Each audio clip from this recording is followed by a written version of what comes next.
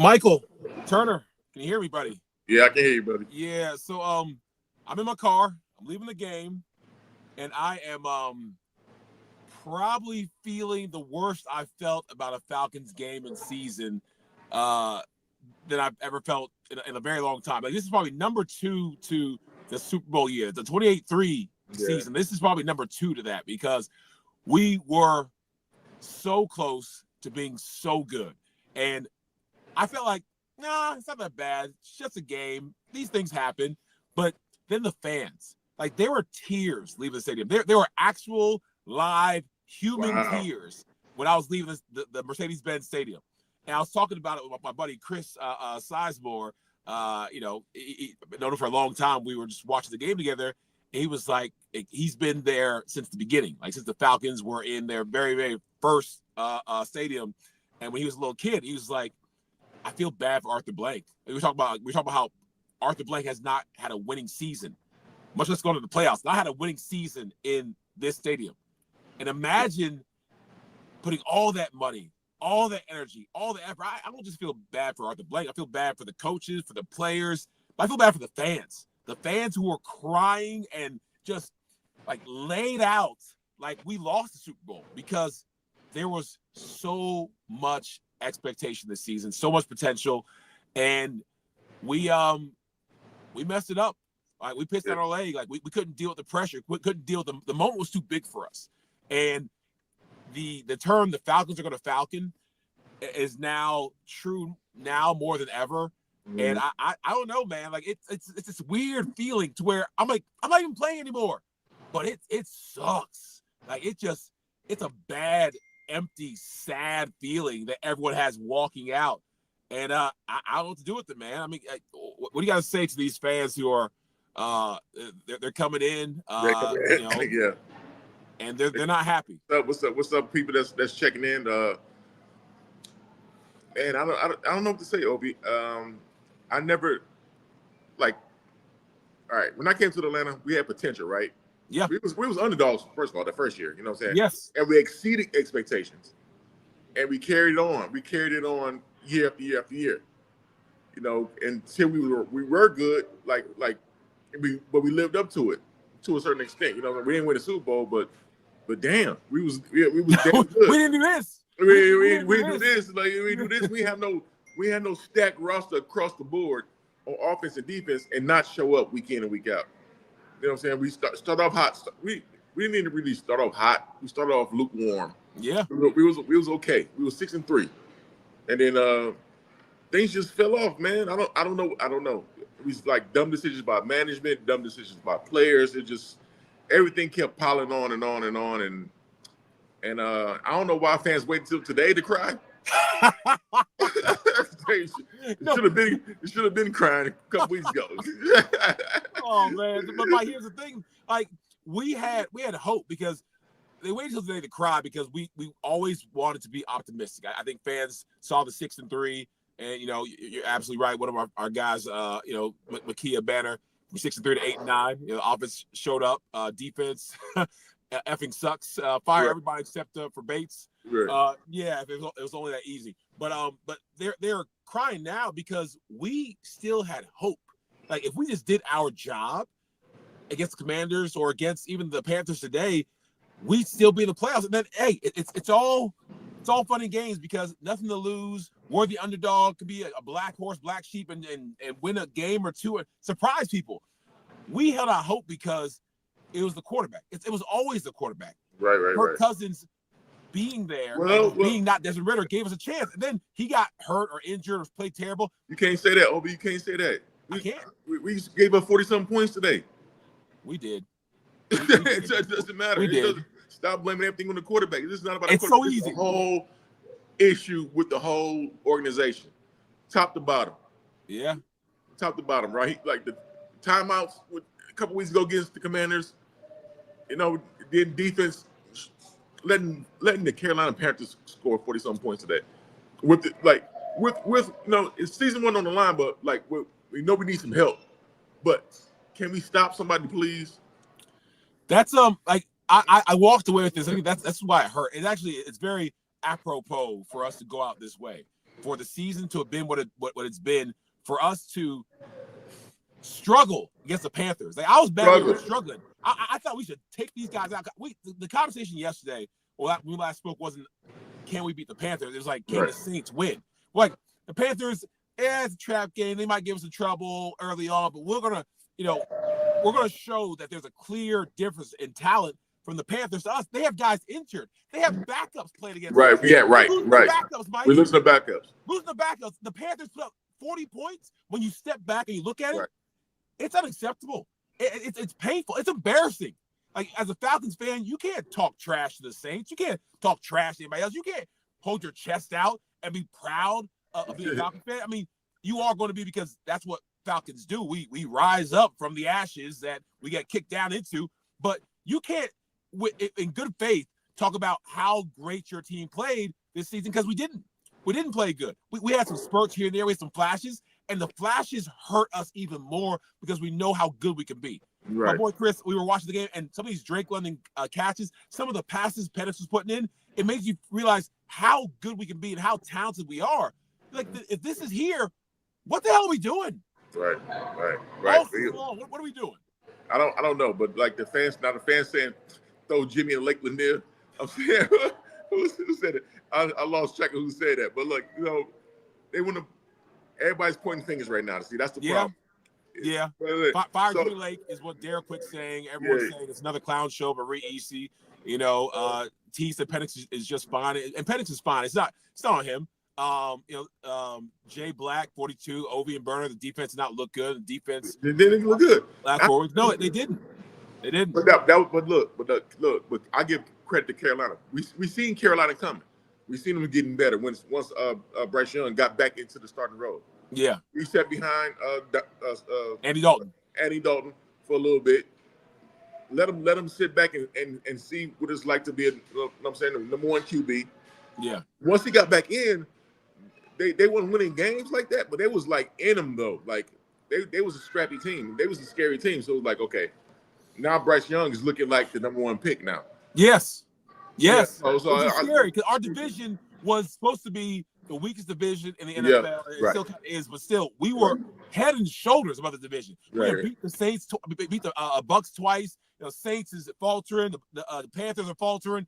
We're running things, but it's not how you start; it's how you finish. Every single day, all the time, in every aspect of life, especially football. It's not about how you start; it's how you finish. And we could not finish. We could not execute. We could not do the basic things that it took to win games. Tackling. I don't play defense. You don't play defense. We can probably tackle better than some of these guys. Right. That's what today at 44 and 42 can tackle better than some of the Falcons players because they were letting guys just run through arm tackles, run over, not wrapping up. I have, again, my boy Chris, we were talking the whole game. He played quarterback. He played rover in high school, and he was just talking about how I can make these tackles. These are basic, fundamental tackles that they're missing repeatedly. Right. And they, Chuba Hubbard, whatever, their top guy, he's hurt. He's out. They have backups on backups. They're out there running and scoring 40 points. So it's demoralizing as a Falcons fan to watch your team sink to such depths of mediocrity when we have the potential to be great. Right. As a shout out to Tay G. He said Zach Robinson can go to AT hockey sticks. Yeah. Right. And Tay G told him. Tay G said we're both retired offensive players, but do we got enough in the tank to play defense? hey, the money's right, Mike. I got 3 plays in me. Right. But there's one time when we were, and I'm not an offensive coordinator, so I'm not going to second guess Zach Robinson too much, but the fans are second guessing Zach, and they're not happy with the play call. He's a rookie play caller, and we know that you're not going to be your best your first year doing anything. You're not. But he had some great stretches, 500 yards, 100 yards rushing for both the running backs. He had some great stretches, but it seemed like times where Bijan and Ty Algier were cooking, he threw that one side screen that went nowhere. And we're like, wait, what's the momentum? The momentum was going all one direction.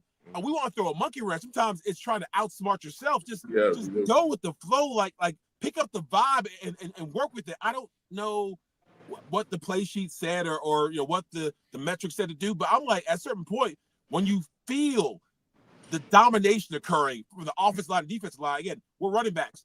We're like, we look at the coach, don't you dare throw that damn ball. Let us run it. Let us take control of the game. Let us do what we do. And they did at times, but in the most important times, I felt like you weren't letting Tyler Algier and Bijan take over the game. And that's the OC. Yeah, definitely on OC. To me, I think Tyler should be getting the ball more this whole season. Yeah. I think we barely used him this season. It was all about Bijan, which is fine. Bijan's great. But sometimes you need to, get that second look. 6, 7, 8 yards of play he was getting. My man Algier was cooking.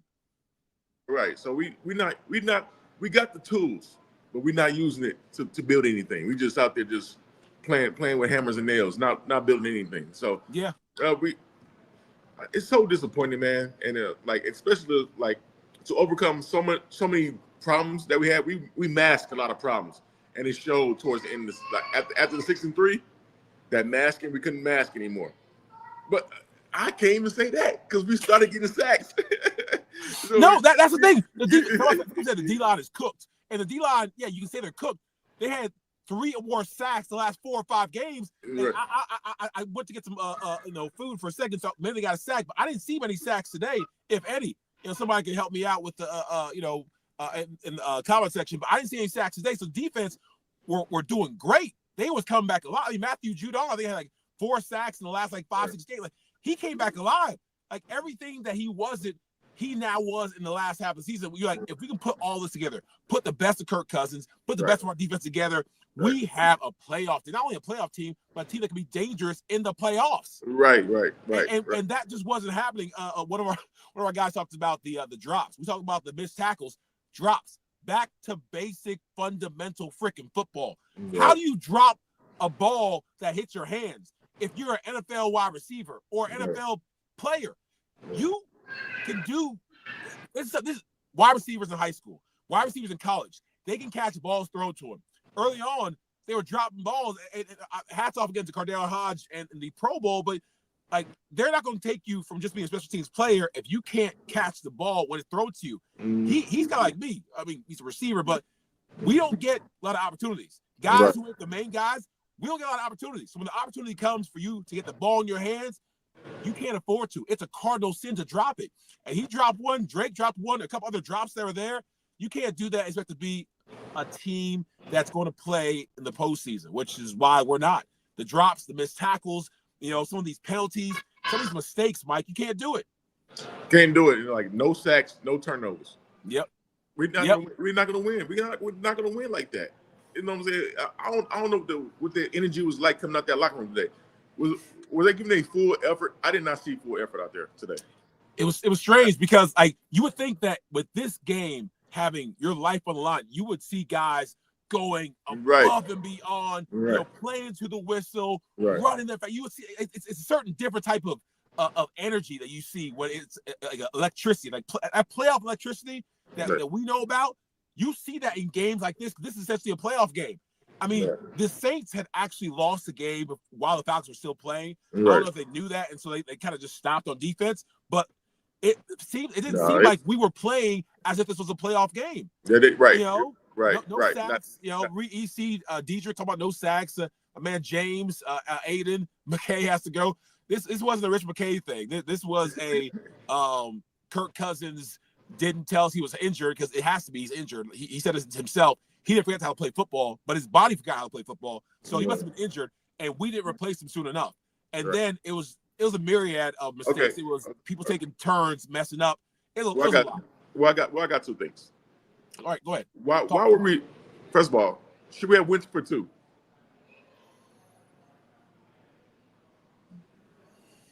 I don't know.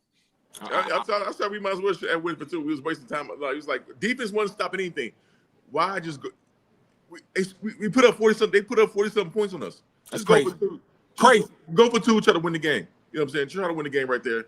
And fine. Saints still lost, but damn, should have went for 2. We couldn't stop a nosebleed today. We could. What faith? What you thought we was gonna win a coin toss? That's the only thing. That's the only thing you could have been thinking. 2. Yeah. Why were we so scared to go to Phoenix?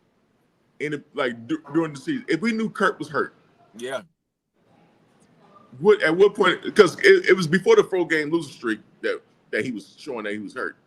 Yeah, no, your boy Finn, Brian Finneran, a great neighbor up for me in Duluth.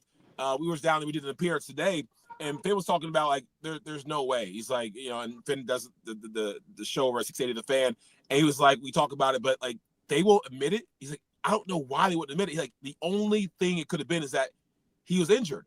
He's like, it was grimacing and it was like painful. He had no velocity on the ball. But if they all knew that internally, what the hell were they doing trying to force him to stay on the field? Right. We saw this in the game. Right. It was apparent in practice. It had to be apparent in practice. He wasn't Superman in practice and then went to Captain Underpants in the game. Like that wasn't what was going on. He was just as bad in practice as he was in the games. So why on earth would the OC, with the head coach, with Arthur Blank, whoever's looking at it, say that is what we want on game day? And when you see him struggling to hit flat routes, struggling to hit receivers, struggling bootleg, play action. He's never had wheels. Like, can't move around, really can't do play action. Us being so limited, and this is actually kind of funny because I was a Kirk, or bust guy. I was like, let's stay with Kirk until whatever, because I thought we had to because of the $100 million thing, and we didn't want to get Penix out there too soon. But now looking back at it in hindsight 2020, it would have made so much sense to put Penix in a little bit earlier because now we are where we are. We're here, and we're talking about the season that could have been. Right, and I was holding on to Kirk too. So I was like, all right, but he just started looking worse and worse and worse as the season was going on. Like he's really hurting out there. At first we couldn't really see it. Beginning of the season, couldn't really see it because first of all, we didn't know. To me, I didn't know how the offense was supposed to look. Yeah. You know what I'm saying? How it's supposed to look like. So I'm thinking, okay, we're doing good. Kirk's doing his job. But then when he started hurting, like, I don't know, Zach Robinson got to say, like, all right, there's certain plays we couldn't call because Kirk is limited. Yeah. We can't do a rollout. We can't do this. We can't do that. But then when Michael got in, then it was like, okay, all right, there's some plays. Okay, all right, different dynamic. Okay, Zach.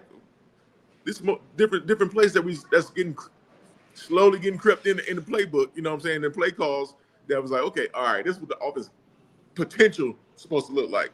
Yeah. But then once we got that going, then defense started playing bad. Then our coaches don't know how to call timeouts. You know what I'm saying? Situational football. We messing up a situational football. So it was all just going downhill, man. So I was like, we were just all in disarray the whole season. And we were. And I feel like the fans have been lied to the whole season. Yeah. I've been lied to. Yeah. We was all lied to. Your boy Tay G made a great point. Something people don't pay attention to is our kicking game. It has cost us a few games as well. We had our backup kicker, because Younghoe Koo wasn't in there, and he missed a field goal that could have been the field goal that put us over the top.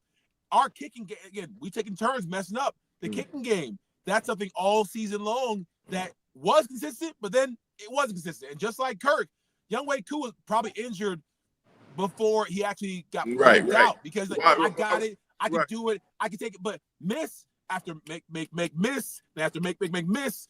You can't do that if you want to have a team that wins by this much to actually win. And so it's just it's hard being a Falcons fan. And I apologize to all the fans. I saw a bunch of them, dozens, a lot who watch the podcast, a lot who support me and you. It's surprisingly a lot. Like, one of the not the servers, the attendees, the guys who shows you where to go sit down, he's like, hey man, I believe in Falcons, love the podcast. I was like, thank you, brother, I appreciate it. He's like, hey, you and Mike are great, y'all should be on NFL Network. I said, we're gonna make it big one day, but one day. Well, yeah, one day at a time. But what they all were saying is that they're tired, Mike. They're tired. They're tired of always being at the short end of the stick. They're tired of always being the butt of jokes. They're tired of things never going our way. The fans are tired. I mean, a lot of the fans that are on the podcast now and are commenting, you can hear it in their comments, they're just tired. Dietrich Colbert, it's truly hard being a Falcons fan. I feel you. Reese said they kept Cousins too long, and somebody made a Arthur big tired. Arthur big tired. And I feel you, Arthur, because I am tired now too. And I played Mike played the game, and we we get it, but we don't really get it as a fan who can't control the game, a fan who hasn't been behind the scenes. But now the farther away I get from playing, I understand how hard it is to be a fan, especially a fan of a team that loses consistently year after. I mean, I don't know how Detroit fans do it or Browns fans do it, but like they have no chance. We have a chance. You know, we have great owner Arthur Blank, and we have, you know, players now. Finally, with my buddy Terry Fontenot, we have money spent on good players. You can't say Bijan's not a great player. You can't say that, you know, Drake London's not a great receiver. You can't say Algiers and some of the off linemen are great players. You can't say Jesse Bates. We have great players. Grady Jarrett, you can't say he's not a great player. But it's like putting it all together, making everything work together to where we can get W's. That's what's not happening. And you know what? And maybe it's our fault, Obi. Maybe, yeah, because I want to hear this. Maybe we think winning is easy because we've been both on winning. How many losing seasons have you had? I never had a losing season. 2 or 3, yeah. I've always been above 500 in the NFL. Maybe I'm taking that for granted, like being because we feel like, all right, if my team is stacked, there's no way we're losing. Right. There got to be some injuries. There got to be something. Execute, right? Yeah, you know what I'm saying? Like we got a standard with each and everybody in that locker room. Like, okay, you say you good, you say you good, you say the best, you say the best at your position, whatever. We go out there and prove it week in and week out. This team, it just so lackadaisical to me. It's like y'all not proving it. 40-something points to the Panthers. 40-something points to the Panthers. Michael Turner. 40-something points. You know how I knew somebody watched the show. Somebody said, "Hey, Obi-Wan Kenobi." I said, "Excuse me?" Like that should be a nickname on the podcast. Obi-Wan Kenobi. I said, "All right, that's cool." Oh yeah, that's good. That's good. That's just cool. But like these fans, man, they deserve better. Mm. They deserve, and you know what? We have been in teams. You know, I'd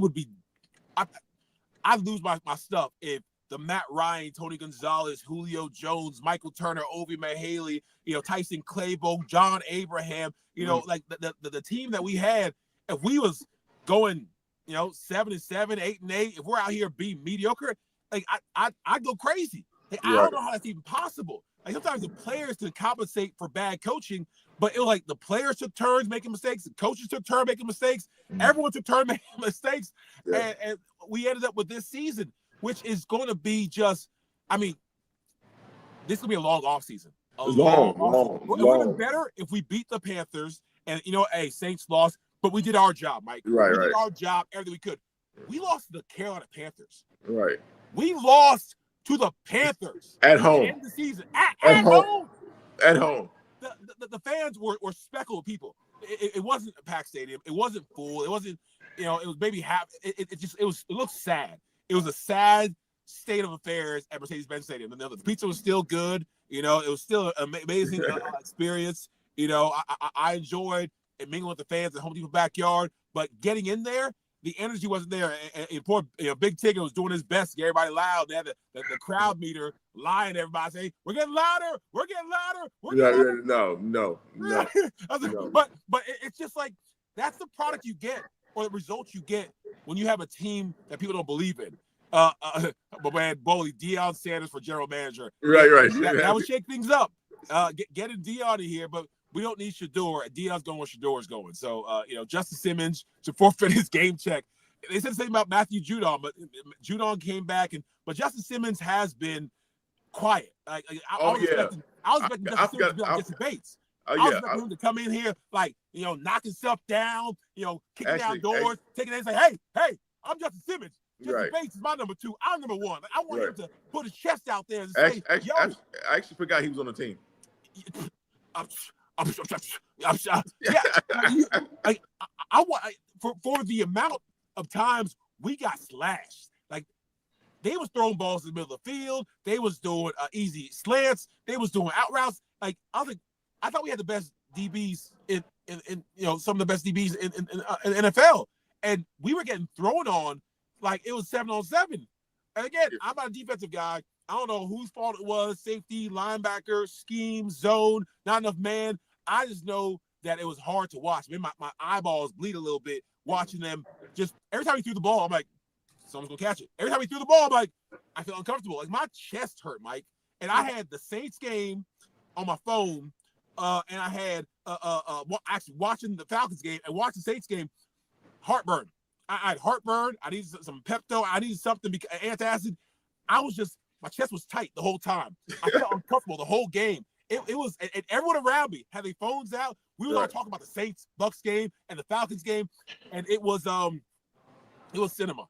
I wish I could have recorded the conversations that were had, because we could have had our own little reality TV show about everyone just having their different complaints about the Falcons. But it all was not positive. It's all grounded in disappointment. And it's something that, as a fan, being surrounded by fans, I was like, this ain't healthy. Like, this is not healthy. You can't do this year after year after year after year. Your doctor bill will be this high if you are a Falcons fan for this long. Right. So, I mean, the good thing, like Wade said, Penix is a real deal. He's right. Penix is the real deal. So that's a good thing that we come out of this with. But that's one of the few good things we come out of this with. You had a different experience. I was thinking, see, I'm just being stupid. All right, go ahead, be stupid. Saints was winning most of the game.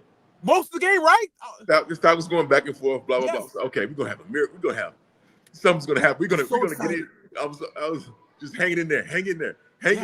Yes. We're gonna take over the game. Yes. We're gonna take over the game, control the game. Saints gonna do something crazy to win the game at the end. Oh, I was hoping.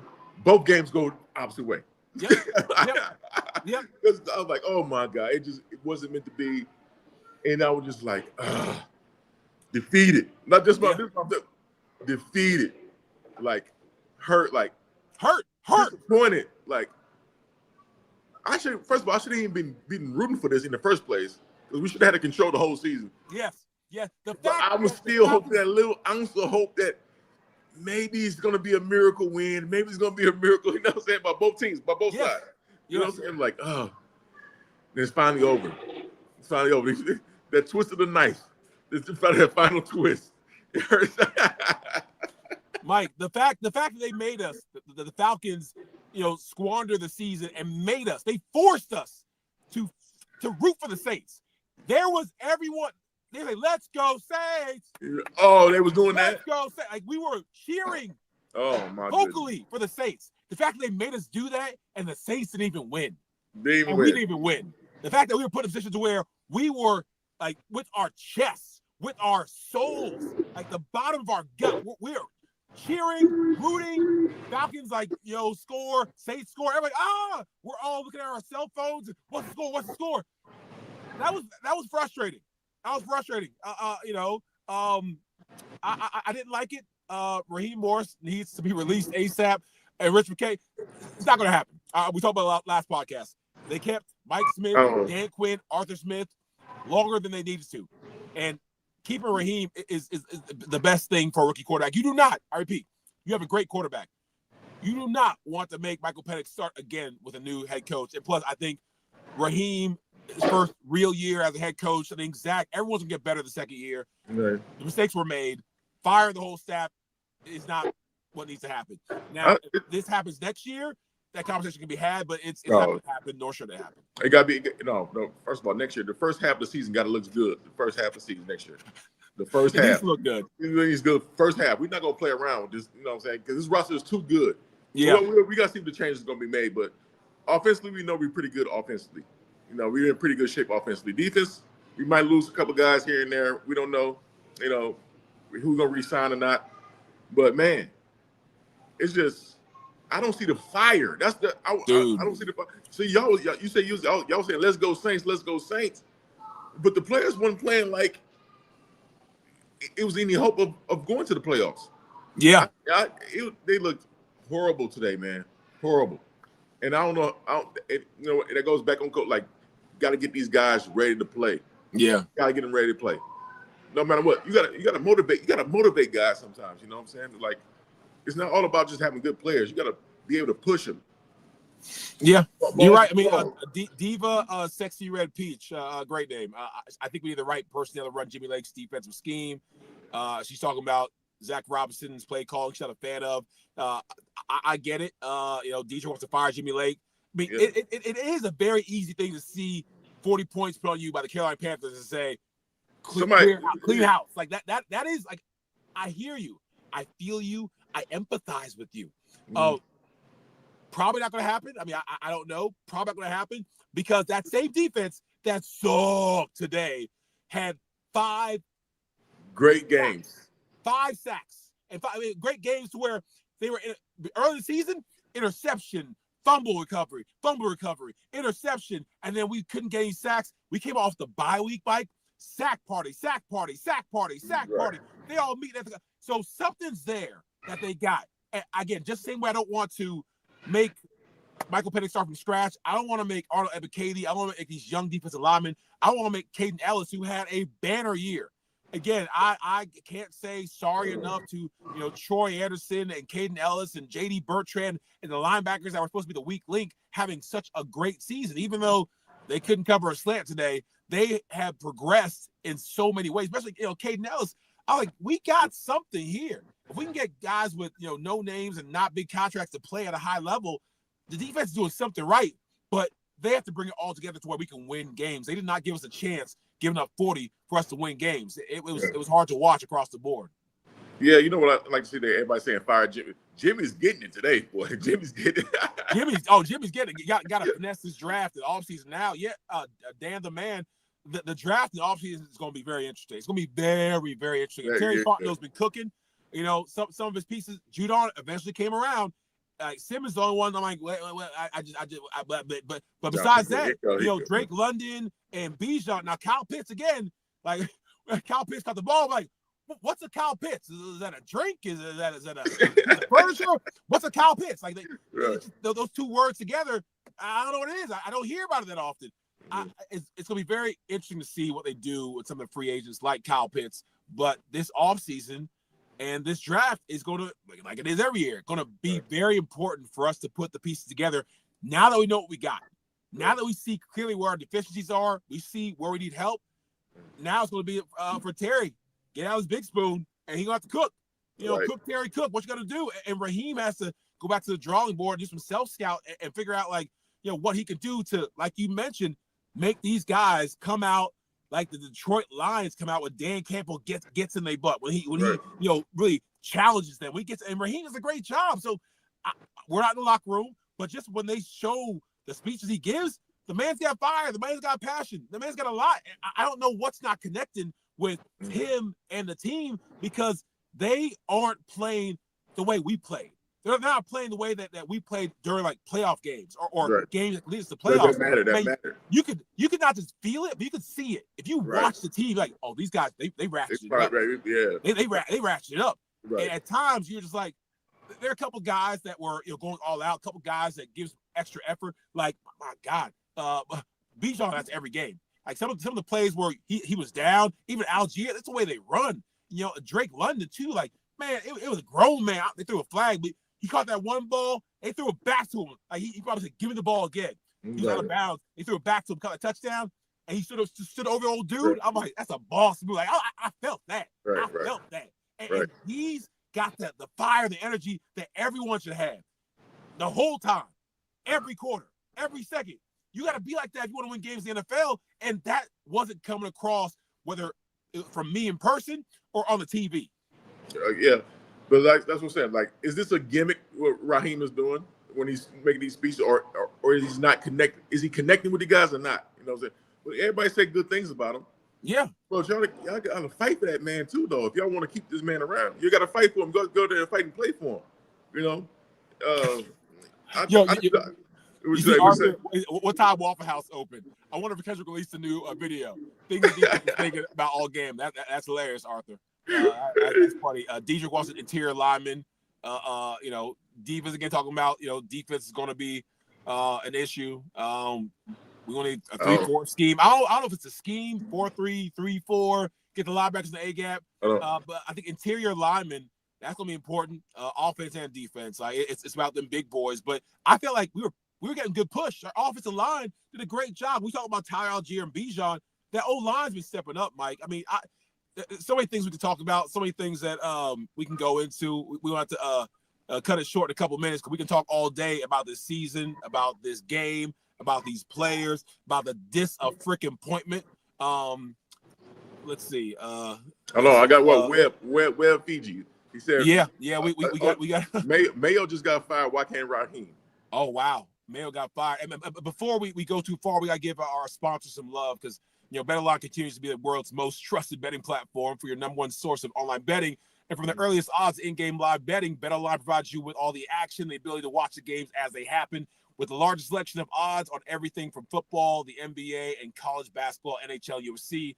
Head to BetOnline today, and don't forget to use promo code. This is important. Believe, BLEAV, for your welcome bonus on your first deposit. BetOnline, the game starts here.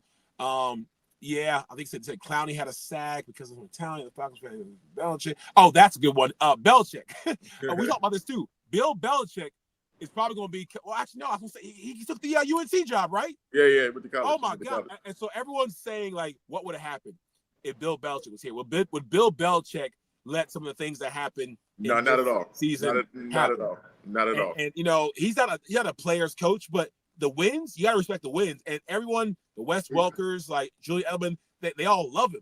Like and actually with the roast of Tom Brady, you saw more charisma and personality than you've seen any time. And he's a real person. I'm sure he shows his players that.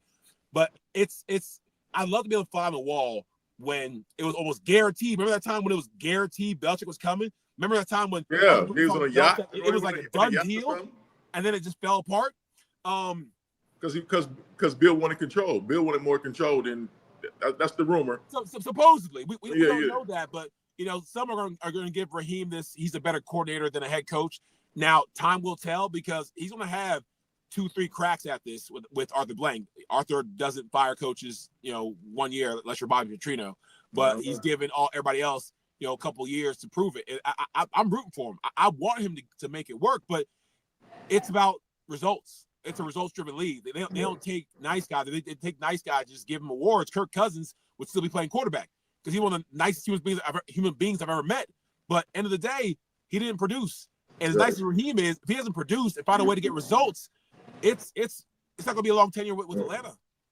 It's not at all. But like we do have some bright spots that we got a nice little young nucleus with Drake London, Michael Penix, Bijan Robinson, Tyler Algier. Hopefully we get Kyle Pitts back for the low. Yeah. I'll take it for the low. Not no big time contract. Yeah. But I still got hope for him too that he can come back around and be a big time ball player. And we can build on that. We got something to build on. Yeah, we do. We do. So but it just so I just feel we could have been in the playoffs this year right off the bat. Oh, we almost, with all of our mediocrity, inefficiency, and just bad football, we still had a chance like we have almost every year. But this year is the most painful because we shouldn't even been in this situation where we're trying to get their last situation. We still had a chance this year to go into the playoffs, and we couldn't even do our part. That's the thing, Mike. Like, I would pay money to get in that locker room right now because what do you say to a team that can't beat the Carolina Panthers? Like, we gave them our best shot. We give our best shot. It's not good enough. Oh, that was definitely our best shot. They gave us our best shot. Because it looked pitiful out there. We looked pitiful. Pitiful, Mike. Yeah. Pitiful. Right. Oh my God. There's no explanation. We gotta wrap this up because I can talk all night about this. I can talk all night about this too. I'll do my final word. I'll give you the final word. The final word has got to go to the fans and say, and we're going to come back. It's not going to be our last time doing no, definitely believing Falcons. Like that's done. You can't believe them anymore because they ain't here to believe it. No, they're done. Season's over. But for the fans, Marquise, Tay, JB, M93, Don the Man, Michael W, Jason, Reese, Michael, Diva, Diedrich, everybody, like y'all and so many more who have followed us from the beginning, been there on our shows, that have subscribed, that have liked, that have commented, that have shown us some love as two old Falcons players who, played the game at a very high level and very well for a very long time. But two old Falcons guys that are trying to talk to you and Reese podcast thing, we appreciate y'all. Reese. Thanks. Reese. Sorry, Reese. We appreciate y'all. So I just want to say thank you. Want to say, more big things are coming. Want to say we apologize on behalf of the Falcons for taking you through these roller coasters day in, day out. Because my heart hurt, my chest hurt just off today's game. And for y'all being this involved, because I follow the Falcons. I wish them the best, but I've been this involved, this engaged to where I'm bothered. I'm irritated and bothered. Like my skin's a little itchy. Like I just don't feel right about how things ended. And there are fans who've been 10 times more engaged and involved and invested than I am. So I can only imagine how you guys feel. So we're sorry. Thank you, though, for continuing to give us chance after chance every new season, having that faith, having that hope. We're going to get better because we have to get better. And with our ownership, Arthur Blank, he doesn't want to put this on the field. He doesn't want to not have a winning season in 5-6 years at the Mercedes-Benz Stadium. He wants to win. And so I'm positive that he's going to do everything in his power to get the coaches on board, get the coordinators on board, and get the team on board. And we're all going to figure this thing out. Hopefully. Right. Yeah, hopefully. My word is, man, sorry to the fans. Apology tour. We're so sorry. Sorry to the fans. Please forgive us. Maybe we was giving y'all false hope all year. Maybe there's people that got too excited about the Falcons. Because you was talking Super Bowl. You was talking Super Bowl at the beginning of the year. You was talking Super Bowl. I didn't go that far. Right. I didn't go that far. I was just saying. My bad. You're right. My bad. But I thought we would be in the playoffs for sure. I thought we'd be in the playoffs for sure. Some way, somehow. And I'm sorry. I was ready to go get some gumbo today. And I thought the Saints were going to pull it off. And we was going to win. And we was going to the playoffs. We're going to have some good gumbo on live. Like, yeah. Slapping that off the table. Slapping it off the table. Oh, man, I'm not even hungry right now. I'm not even hungry right now. I don't want no gumbo. Yeah, right. Beignets. I don't want a beignet. Yeah, right. Dang it. They can't even blame it because we lost anyway. So it's right. like, look. Right. I don't want no lemon pepper wings. I don't want nothing. None. Nothing. No Waffle House. Nothing. I'm doing Krispy Kreme and stuff. I don't know what I'm going to do today, but I need to do something non-Atlanta today. I'm pissed off, frustrated. Yes. And we're going to see y'all. We're going to talk about the draft and all that stuff, off season coming up. But right now, I'm just disappointed in this team, disappointed in this organization. I don't know who to trust right now. It's that bad. It's that bad. Sorry, guys. Sorry. Next year, we're going to raw truth from week 1. Raw truth, week 1. That's it. Ain't no more nice guy. No more nice guy. Mike. Ain't no nice Obi. We're going to give y'all exactly what we're thinking. Ain't no, you know what I'm saying? Everybody got to be nice. No. We suck. We're good. That's no more optimistic. Yeah. We give it to y'all straight. Give it to y'all straight. No. No chases. All right, we got to get out of here. Thank y'all so much for believing in the Falcons, regardless of what we put out there. Y'all have an adult beverage on me and Mike. We'll pay for it somehow later. I'll cash app y'all something. Enjoy yourselves. Have a good night, and we'll talk soon. Peace. Came State Rise Up. Yeah.